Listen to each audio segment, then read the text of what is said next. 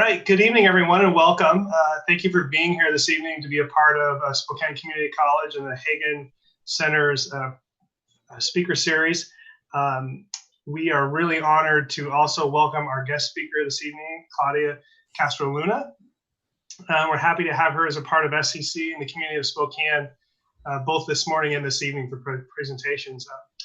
And we want to let you know that your presentations, both this morning and this evening, are important to our college as we continue to be invested in educating ourselves using diverse voices and perspectives. We know that it helps us to better serve our students. We know that it helps us remove equity gaps in our work. And we know that it helps us to better serve our community. We all really enjoyed your presentation this morning and the conversation that we had with you. We're really looking forward to hearing more of that this evening and being able to talk with you about inspiration and where you get those things from. We know that was helpful this morning and also be great as well. So on behalf of all of SCC, Spokane Community College, I want to thank you for being here today. Thank you so much, Dr. Brockbank, and thank you to the college for inviting me to spend the evening with you. It was really fun this afternoon. Actually worked out really well. It was fun reading and exchanging ideas and just thoughts during the Q&A question. And I hope that we have a similar engagement this evening. I know this reading is open to the entire community, and I think that's just a wonderful thing. I have been in Spokane as a poet laureate several times actually, and have loved spending time there. And it is very helpful. I was there 2 falls in a row and have taken a walk along the river during this time, which is just unrivaled and so beautiful. And it's just wonderful that you have that walk right in the middle of the city. So I see it in my mind's eye. So for this evening's reading, I have divided it in 2 parts. Some of you were curious about my last publication, which is a book-length poem titled One River, 1,000 Voices, and I will be talking about that and reading that in the second half of the reading. I wanted to start by reading a few poems that bring in the departed, or my departed, I should say. As many of you know, next week, Halloween is coming. And next week is also Dia de los Muertos, which for people of Mesoamerica, that would be Mexico and Central America, it is a really important time of the year. And one that goes back there's an ancient practice rooted in the native peoples of that part of the world. And in El Salvador, just like in Mexico, we take time to go to our cemeteries and spend time with our beloved departed, and to clean their graves, to have food there, to visit. We really think of it as an actual visit, to bring flowers, to bring color and life, and share a couple of hours. And it's a festival. It's a really festive time. And so because of that, I wanted to start with those poems. So this is titled Visions of Gladness. I wish my grandmother's ghost would gladden every day my slumber. Her stardust halo, her luminous face, the whisper of her silence. By now I know fear both cages and unbinds. Sometimes I hear her laughter spiraling toward me like a kindly twister. Fall in, she says, become not the rosary, one bead in front of the other, girl, woman, wife, mother, widow. Become pomegranate seeds instead, each jewel bursting forth from its own papery case, whirling in her own blood by her own light charged. She says this, and this is why on my altar, like she taught me, there's rue, incense, light, and water in a cup. So that's remembering my wonderful grandmother. I come from a very small town in El Salvador, about 20 to 12 kilometers away from the Guatemalan border. It's a very green and lush terrain. And um, my grandmother and her mother before her, and my father as well, and many cousins and aunts and uncles have lived in this little town, essentially on the same street. Um, so the cemetery for us is really a place that holds a lot of memories. It's a dear space, and as it is for the rest of the people in that town, since it's so small. This poem is remembering another person whom I loved very much. Um, it's set in Germany, where I spent some time. It's part of my earlier life. And the title of it is in German, In Sommerlicht schweben. Our marriage began, the two of us on a carousel, young and lost and spinning to the pretty music, sitting on griffins and dragons with wooden wings and static claws. Once he introduced me to an older colleague. Meine Verlobte, he said, and the old man took my hand with reverence to his lips. And my husband smiled in that way of his. Back and forth between us, love, a champagne-fueled badminton birdie flying higher and higher on late summer nights. The faster the merry-go-round, the more he liked to stay on it. The same piped-in music screaming inside his head, the melody ringed out of it like water from a dirty mop. The day the carousel spun too fast for me, he was busy spinning inane tales of power, stories of winning after losing, jobs, and so many other things. I let go of the drop rail, hurtled across the Atlantic, orbitless, like a comet without a tail. He spun on, bottle after bottle, drag after drag, year after year, chiming beer under the canopy's striped firmament. He stayed alone with his addiction, with only the chip menagerie to lean on. I hope his last ride was superlative and fast, a deep maze of flamboyant fantasies, wind flapping shirt and pant leg.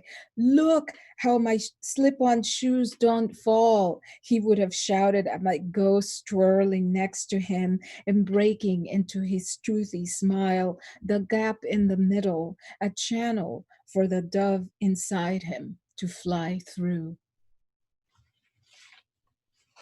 That is a poem from another time, from another life, in a very different place. But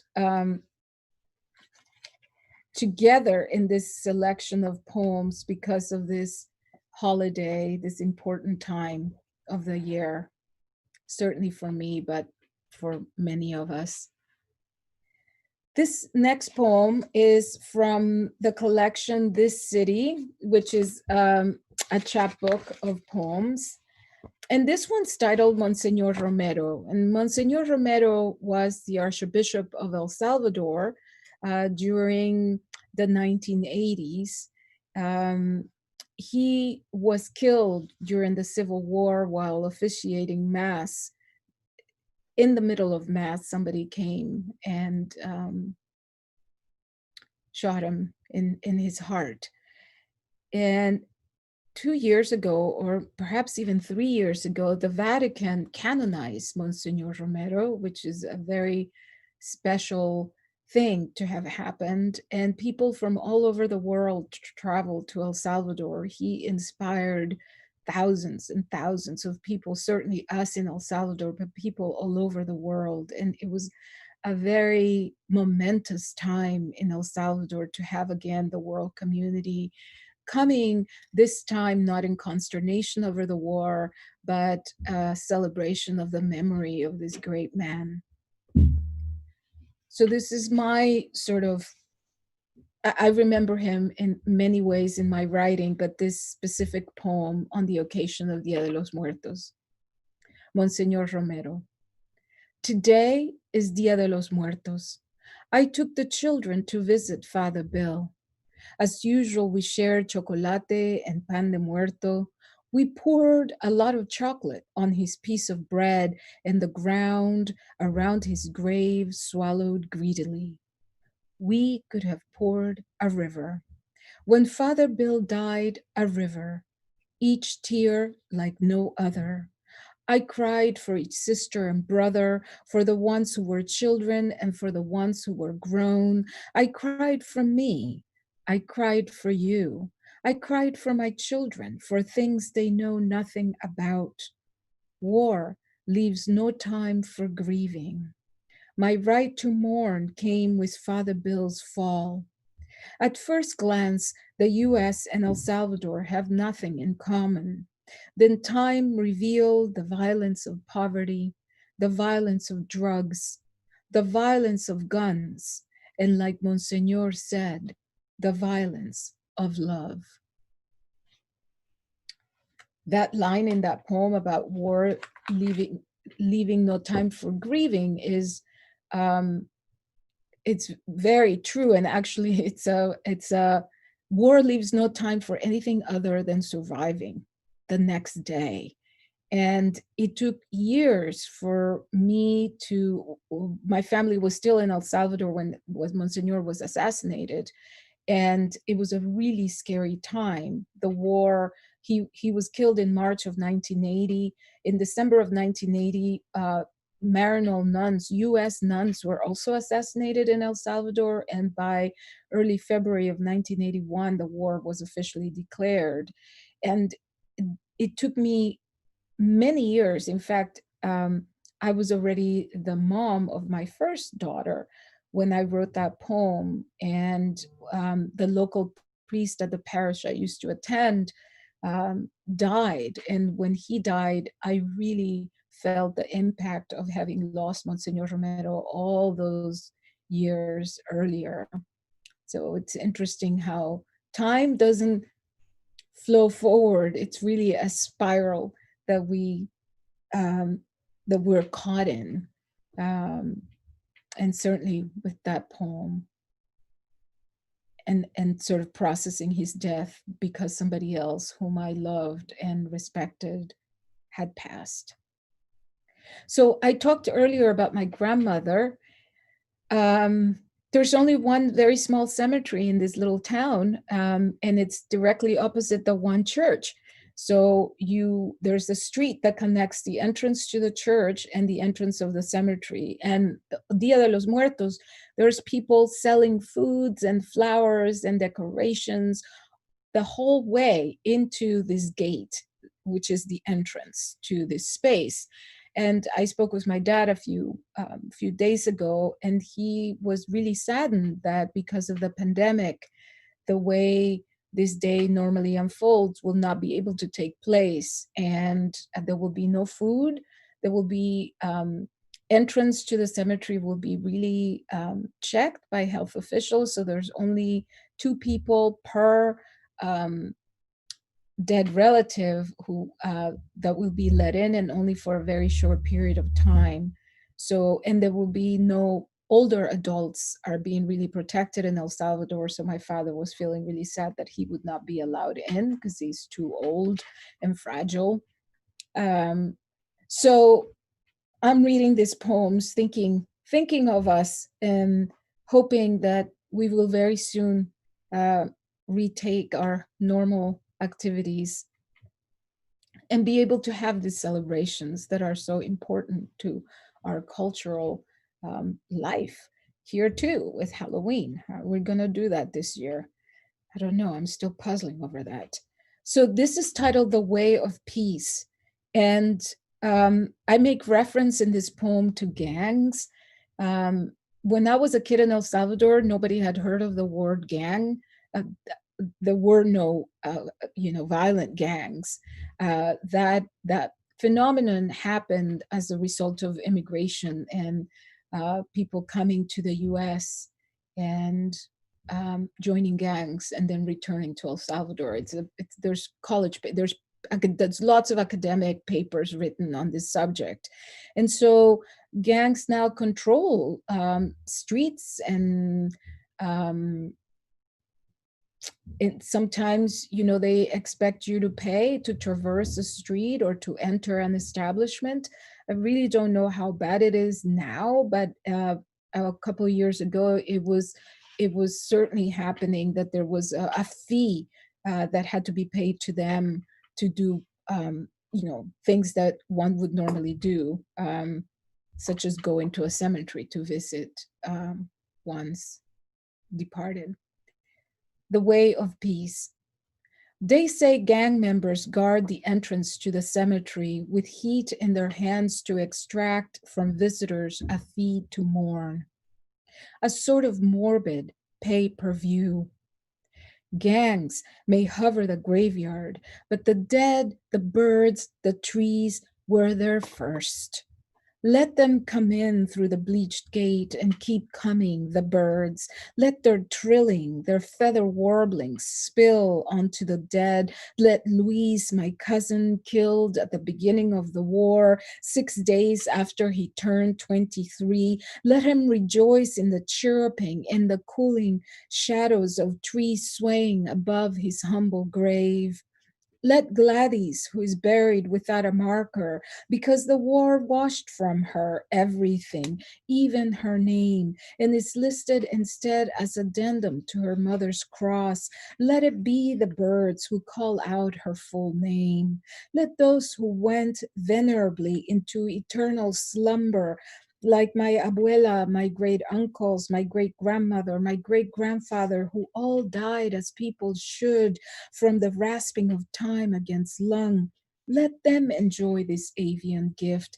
Let all the Castros and the Leyvas, the Sanchezes and the Quijadas, the dead tucked inside mausoleums, and those whose stiff bones rest quietly under dirt mounds, let them reap birdsong. Let them rest in peace, the way things were before dollars and coyotes, gangs, migra, guerra, before ice, caravans and walls, the time before these words orbited into the constellation of our Salvadoran speech. Thank you for joining me this evening. As I read these poems, I think I keep on returning to the war, and in a way, I think living through a traumatic experience like that at a very young age. I was 14 when my family left El Salvador. It is really through writing that I have come to understand and fully have some awareness of what transpired, that my family was forced to leave our country. It is not so easy to piece these traumatic events together, and writing has been that vehicle for me, and I'm so thankful that poetry called me, because it has really helped me process this trauma, this time. And I know that Salvadorans make we are the fourth largest Latino group in the United States, next to Cubans. So we have reached Cuban Americans in that sense. There's, I believe,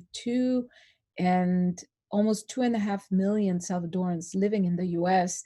And I could tell you that many of us, if not most of us, trace our immigration to the U.S., to this war that really affected every sphere of our lives in El Salvador, and continues to do so, because the immigration that we're seeing now, to me, is really the aftermath of the war.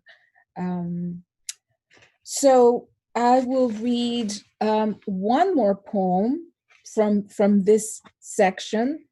This is titled Terra Firma, and this has come out in a book published by Chin Music Press. It's a beautiful book about Kubota Garden. And Kubota Garden is a public garden in the city of Seattle that was tended and designed by Mr. Kubota, a Japanese immigrant who was interned during the Second World War.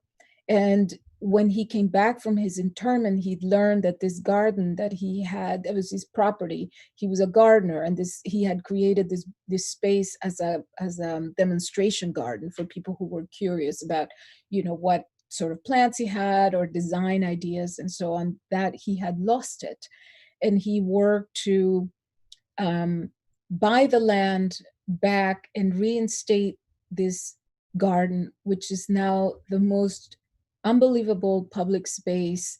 When you go there and you are in it, especially in the spring and the fall, because of the foliage, you really feel that you're inside a painting.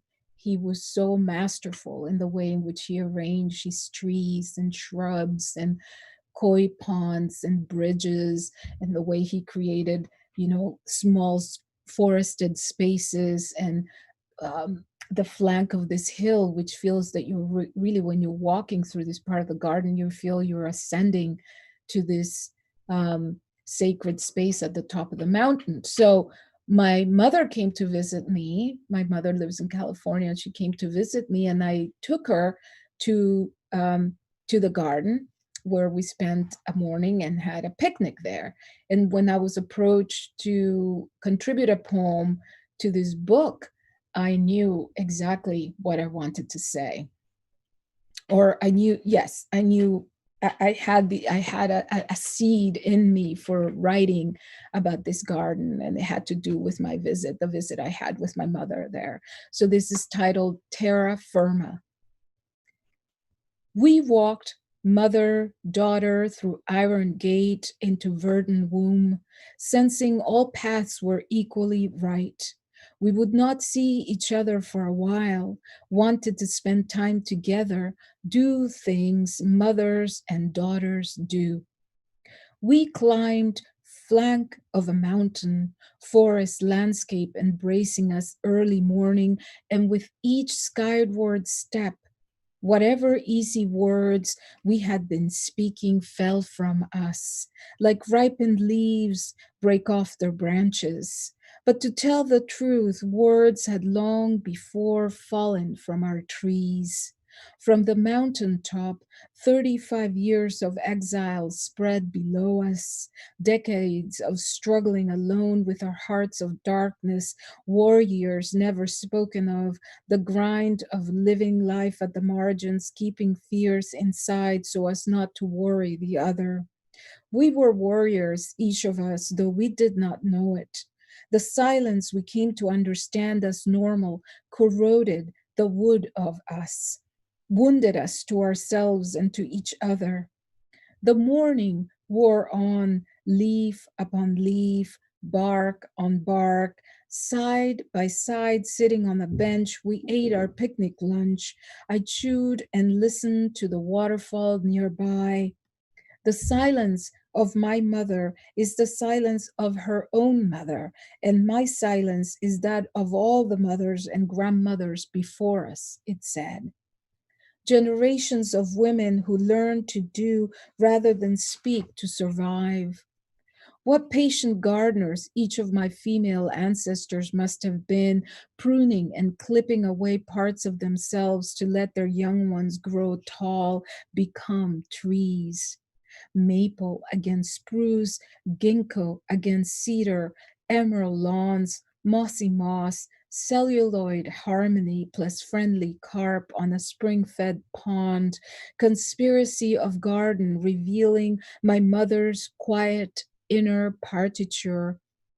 Words fail, they often do, but on this day of leaf, bark, stone, what was left unsaid spun terra firma, gurgle and froth of waterfall song told me so.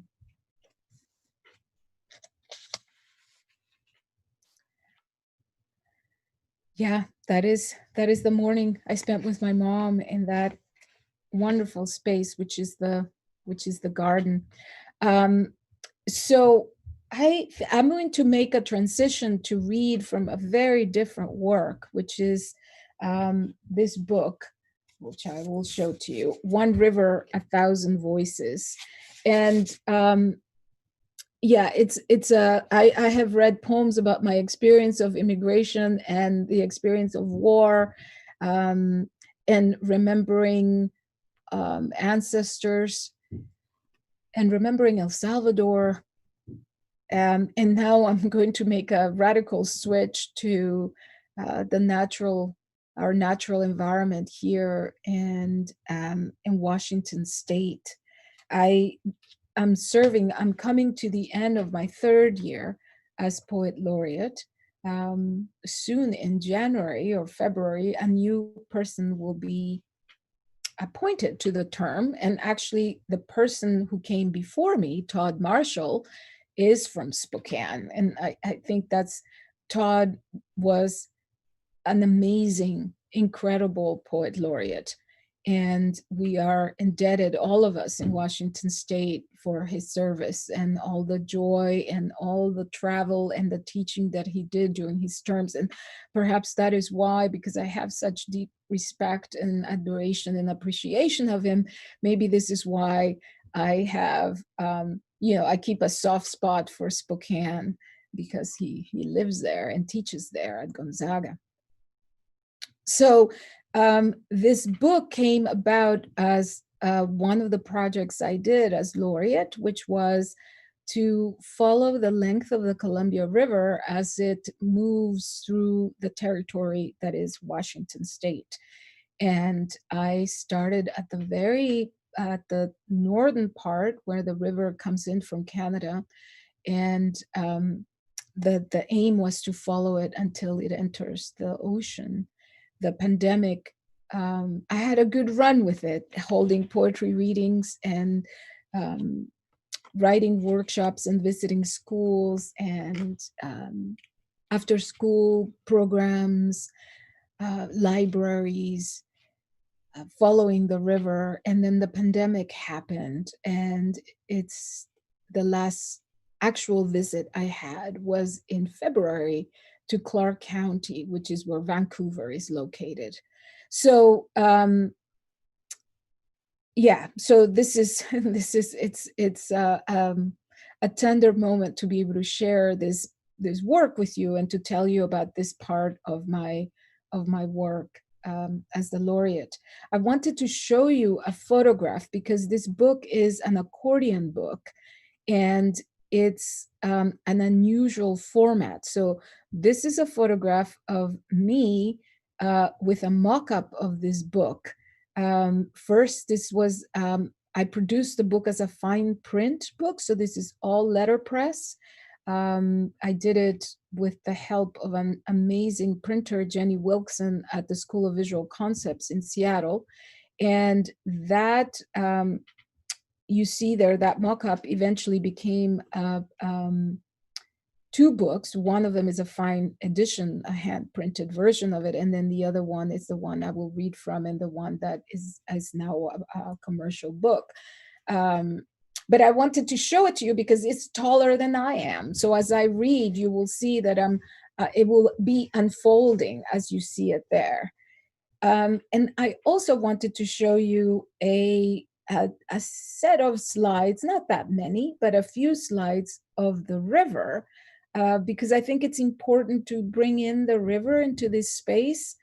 I know you have your beautiful river in Spokane, which actually feeds into the Columbia, of course, but also just to see the trajectory of the river as I traveled along. So this is bears the title of the book, One River, a Thousand Voices.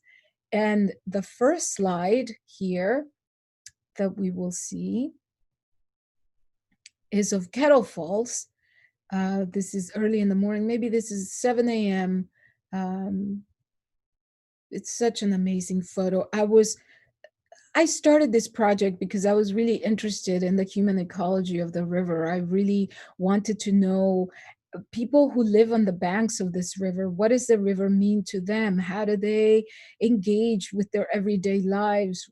Is their work affected by this waterway? And I was curious also with respect to native peoples who have inhabited these banks for millennia, and the damming of the river has changed so much, and all kinds of treaties as well, the creation of reservations, etc. So I was curious about that, and about the agricultural workers, the whole span of the fruiting industry along the river, and how immigrants who work in the apple orchards interact with the river. So this is me going south on the river. This is the Spokane River merging with the Columbia. I'm sure some of you have been at this very spot. It's a striking moment of the two rivers joining. And the next slide is Brewster, Washington. This is, I finished a presentation at the local high school. The high school and the middle and elementary school are all located in the same small pocket. And at the end of the road, this is what you see. There's a playground. I'm standing on the playground looking at the river flowing, coming, going south. The next one is the confluence of the Twisp and the Columbia River. This is an afternoon, I believe this is October. And I know the Twisp River because I've been to that area several times, and that's a very rapid, very quick, fast moving river. And I thought that the confluence was going to be kind of, white caps and just revolutions of water and churning water. And I was completely wrong. This is such a peaceful surrender of one body of water into the other. Spectacular. The river is spectacular no matter where you stand to admire it. The next slide is Wenatchee, and here you're looking at the confluence of the Wenatchee into the Spokane, into the Columbia. Where the trees are is where the Wenatchee River is flowing into the Columbia. And again, none of the turbulence I expected, just this peacefulness in the autumn day. I think the next slide is, oh yes. So this is Mattawa. Mattawa is not in the river. This is really desert air where I am here on the banks of the Columbia at desert air. Mattawa is a town that is on a hill behind desert air, which is on the river. And I had spent a day there. I got there really early in the morning and left already at sunset. So this was lots of fowl there, lots of bird sounds as I'm sitting there on the bank. I think the next slide is the Tri-Cities, where I was in January. This is a very rainy morning, extremely rainy. The photograph doesn't capture the rain falling, which I'm very happy about because you can't see the water droplets, the raindrops on the river. And this is a snake, the snake meeting, joining the Columbia here. It was a spectacular moment. And here is Richland at 6 a.m., sun rising after a day of rain. The next slide, which is next to the last slide, is the Columbia River Gorge. Here I am at Biggs Junction. I'm standing on the Oregon side looking. This is a summer photograph of the river, looking at Mary Hill, essentially, across the way. And finally, the last slide, winter evening, right standing on the Vancouver side, looking at Portland and the iconic bridge there, the I-5 bridge that connects the two cities, and the sunset behind. And it was my hope to chase the river to that sunset at the mouth of the river, and I've yet to do it. Maybe I'll get to do it at some point. So that I wanted to show you those photographs because the river is so stunning. And before I read this work, I wanted just to make sure to bring that in. So this is a very long poem, as you saw. I'm going to read the beginning of it, and then, yes, I will read halfway through. I want to say that one of the wonderful things that has happened as a result of this book is that I released it in conjunction with Chin Music Press has published it, but I released it in conjunction with Columbia River Keeper, which is a nonprofit that does tremendous work the entire length of the river in Washington State. And with Chin Music Press, agreed to have proceeds from the sale of the book benefit the work of Columbia River Keeper. So if you go to Columbia River Keeper, you could see a full reading of the book when we had that book release party there. You could purchase the book through them or through Chin Music Press as well. And like I said, the sales will benefit the work of protecting the waters of the Columbia River. This is titled One River, a Thousand Voices. When world was clamshell and heaven and earth mirrored each other, the blue of one hued to the other, when mountains spit fire and lava in their igneous entrails scorched earth and suffocated heavens, back when time teetered on eternal night and light's brink augured the unbounded burgeoning imagination of life to come, before ponderosa and hemlock sharpened their needles thus, and cedar learned to lengthen its scales, when camas stained canyons endlessly cerulean blue, and over vast prairies flowers surrender their yoke-stained petals to wind's pool, all the while time braided itself into your verdigris flow. Nature's godly audacity sowed mountains, crushed boulders, injected into each new grain of sand mineral traces from the milky river up in heaven, and into each salmon egg elemental mooring, so that when grown she would know to risk gill and gut on her return from ocean's depths to your sweet streams for the chance to choose death to ensure future. Ever before the first human pupils bent in marvel and awe at the rumble and lightning grace and muscular rigging of your current, in this earliest time before humans came to call themselves in reference to you, river peoples and peoples of the river, fusing their being to your being, before the ancients taught first peoples what to call the things of the world, and humans flourished along the length of you and learned to honor and guard forevermore your presence and memory.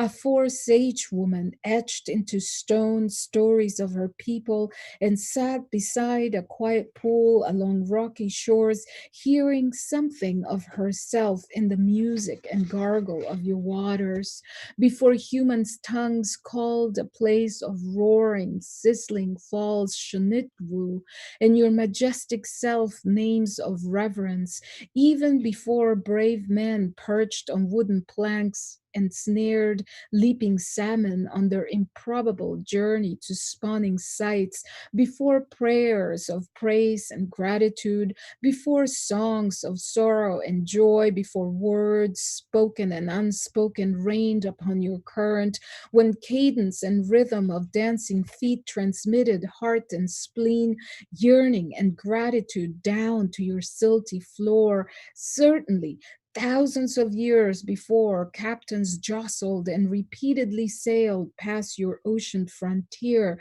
then sank along your bars before a man called you Columbia.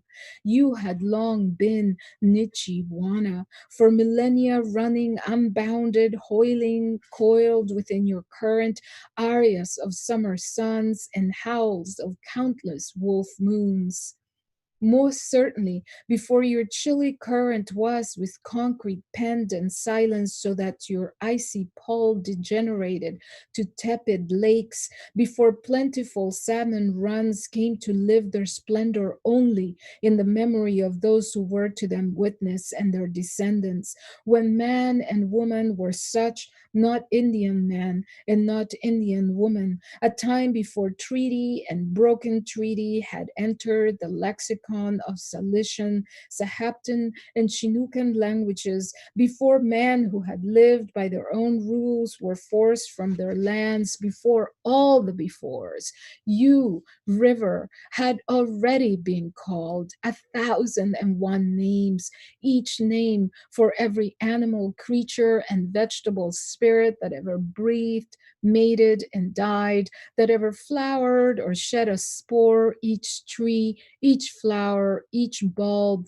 fish, mammal, insect, bird, each calling you a name of her own, from large to small, from scaly to winged, from furred to feathered, each thing indebted to your grace, scree, huckleberry, sage, pine, camas, alder, poplar, maple, lupin, deer, bear, coyote, elk, quail, grouse, hawk, eagle, bat, fox, wren, warbler, butterfly, burbot, salmon, lamprey, sturgeon, sculping, all the flora, all the fauna, calling you in dreams of awakening and in somber dreams of change and demise, each name in every dimension perfect, iridescent, like the miracle of a fish scale, fragile as dragonflies' wings, as stooly reed sturdy, and resilient as bitter root.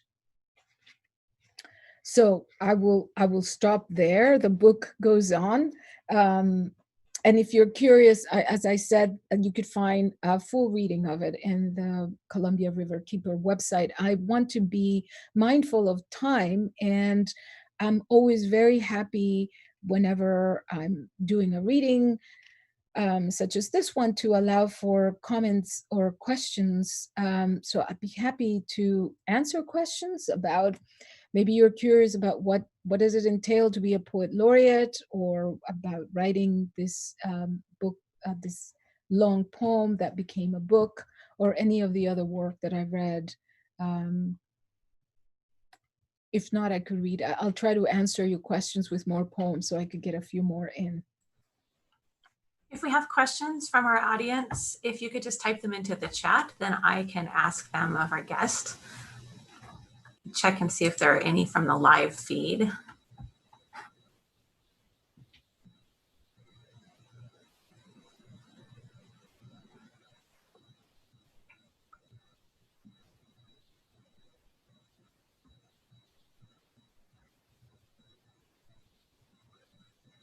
There's one coming. We're just waiting for a minute.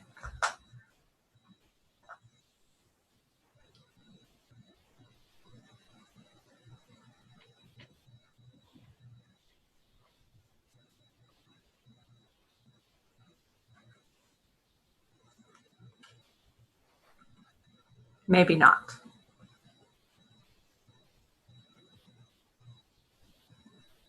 So Ian Bailey has asked, he says, thank you so much for this lovely reading. Could you talk about your process of writing poems? And can you tell us more about what that looks like?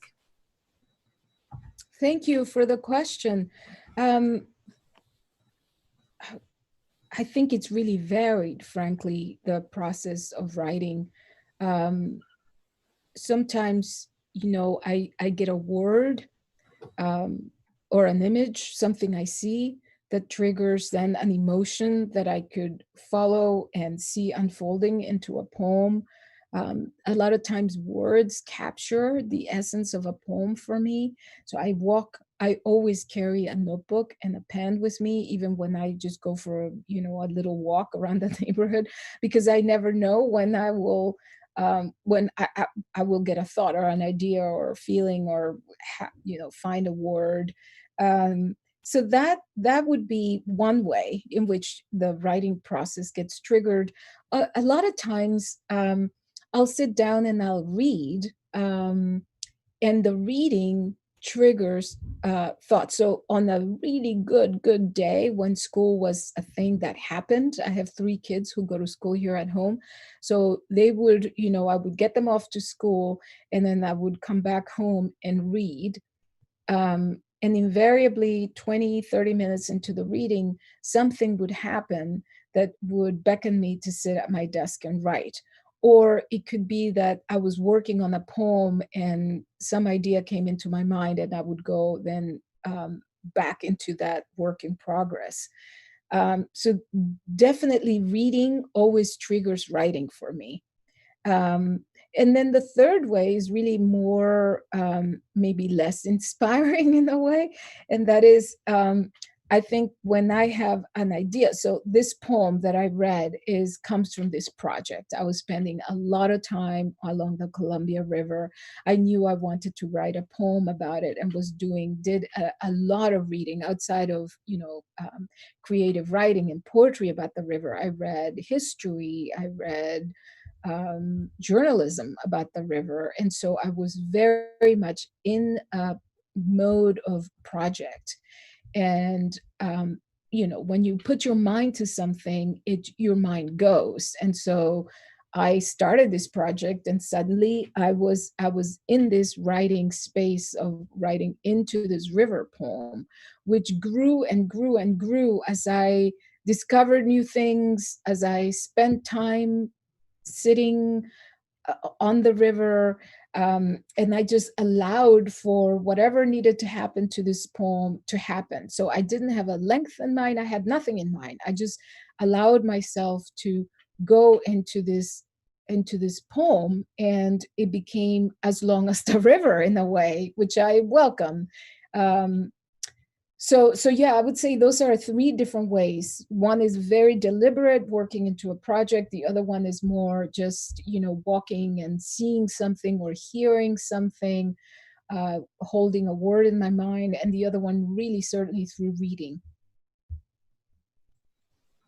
Thank you. Patrick Forster from our Pullman campus says, thank you for the wonderful reading, and thank you for organizing the reading. Greetings from the Pullman campus. And Michael Buckley asks, what will you most miss about not being the poet laureate? I think what I will miss the most is being in community through poetry.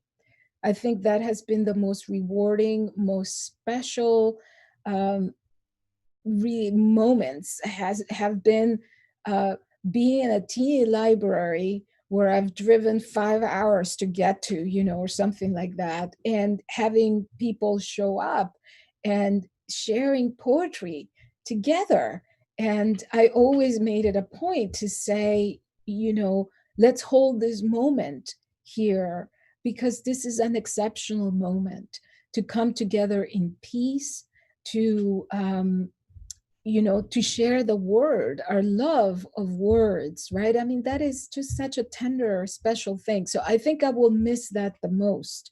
The hardest part was the getting to those places. Traveling is difficult. I don't know that I'll miss that, but I will miss being in community with people, writing with kids in schools. Just that discovery and engagement with words is amazing. Thank you for that question. That's a great question. Lori Hunt is asking, she says, thank you for being here this evening. We are in a very interesting time around the nation. And in that, I wonder if you can share why you believe poetry matters today, or how can poetry help people process in today's climate? I believe poetry matters every day, no matter what the season.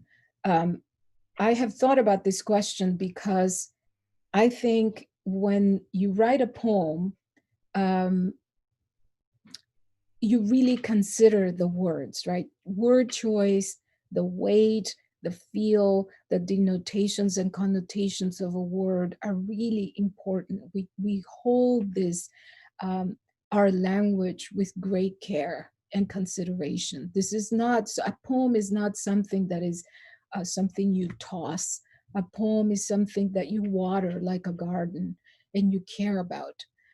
deeply, because you really want to get across to the reader what you are feeling. So this is really you're a person. And I think in our current time, it seems to me that we have lost regard for words. And people argue and throw words, and I mean, people who are on Twitter, say things perhaps in the spur of the moment without really thinking about the implications of what they're saying. I just don't think that people hold their truth in the same way in which a poem does. And so for this reason, I think poetry is really valuable at this time, because it's really the antithesis of carelessness with words. And I also think it's interesting to read in others' experience, what they've lived through. I mean, I just read a whole bunch of poems about El Salvador and the war. Well, I know that there's very few people in Washington State who come from El Salvador and who are writing about the war there, and yet this is my truth. This is what's important to me. This is what I have written about. Not the only thing, but some of the things, right? And you never know how our truth and what we carry and share impact others. So I was in London at the London Bookshop doing a reading. This was about the war in El Salvador's prose. So it was, really well attended. So I'm doing this reading. A lot of people there were people who had been really active during the Salvadoran War, who were really interested in the history of it, but not everybody. But, that was the thrust of the audience. And then at the end, I finished reading, and this woman jumped. She was sitting in the front row, and she jumped and came over to me and said, I just have to tell you that I'm here visiting my friend. I'm from France. This woman was French. She was visiting her friend in England, and she had come to this reading. And she wanted to tell me that the experience I had talked about reminded her of an experience she had had with her grandmother, I believe, something about dishes. I was speaking about books because when we came from El Salvador, my family brought with us books in a cardboard box. And that resonated with her, with some dishes that she had kept for a very long time. And I stood there in disbelief in this reading thinking, I thought she had something to say about Central America, but it had nothing to do with that. She really wanted to share this anecdote. And it taught me something. It taught me that when we write something that is important and true to us, it goes into the world and it will impact the reader or listener in ways that we do not control. And people will find connections with each other in the most unlikely ways, right? And so I think this is another way in which poetry and reading others' poems could help us understand each other and come together, because we really need approximations. We really need approximations. So I'll leave it at that, but thank you for the question. Patrick Forster asks, what are projects and programs in Washington and the Pacific Northwest that you are excited about because they sustain and grow the audiences and appreciation for contemporary poetry? Oh my God, I could tell you that one of the things I discovered as laureate, well, I know more Washington State. I know that Oregon has a very rich literary scene as well, but here in the state of Washington, I mean, just Spokane, I was saying, one of the most amazing readings. I know there's an ongoing series at a burrito place. I think it's called Burrito Poetry or something like this. It was one of the most amazing open mics that I have ever attended. So Spokane and Pullman, Walla Walla, Yakima, Ellensburg, the Twisp area, the islands, certainly Tacoma and Olympia, Vancouver. I mean, we have very rich poetry communities throughout the state, people who are come together and write and hold open mics and reading. And to me, that is the poetry. That is the heart of it. And I consider myself so lucky to live in a place that has this thriving communities. And now with this, the one good thing out of this whole situation is to know that we could attend each other's readings through Zoom. So I could go to that burrito reading. I imagine it's happening through Zoom without leaving my house here in Seattle. And so, and you know, there's many kinds of poetry, right? There's many poetries, as Todd would say, Todd Marshall, and they're all important because poetry keeps the language alive. And I think one of the reasons why I love it so much is because it is so open to experimenting, and it never retracts itself from the new.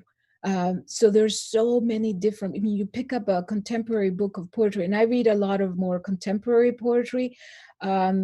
It's incredible what poets are doing on the page, and how they're using line breaks, and just how they are expressing themselves. It's such a rich world, right? And we have great bookstores in our state as well. So I think we're very lucky that we have all, and there's so many festivals. I mean, Get Lit in Spokane, and the festival in Tieton, and Ellensburg in the spring, and Centrum in the summer, and certainly here in Seattle, and in Lewis County, for instance, has a fall festival. So there's lots going on in the state. Lots to celebrate, for sure. I think the series you're talking about at Nido Burrito. Oh, yes. Downtown, it's called Broken Mike. Yes. And you're right. They are doing it on Zoom. So. I bet. That seems so irrepressible. I would be surprised if they didn't. They had so much enthusiasm there. Do we have other questions?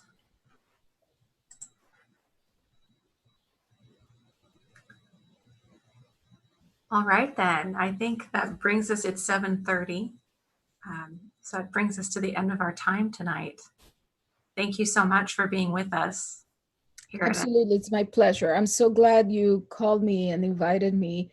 I wish I could have traveled there, but maybe in the future. But this was really wonderful. Thank you, everybody, for joining us this evening, and the college for doing all the technical things that need to happen. Thank you so much. Have a good evening. Thank you, everybody. Thanks for the wonderful questions. Those were great. Yes, thank you. Good night. Good night.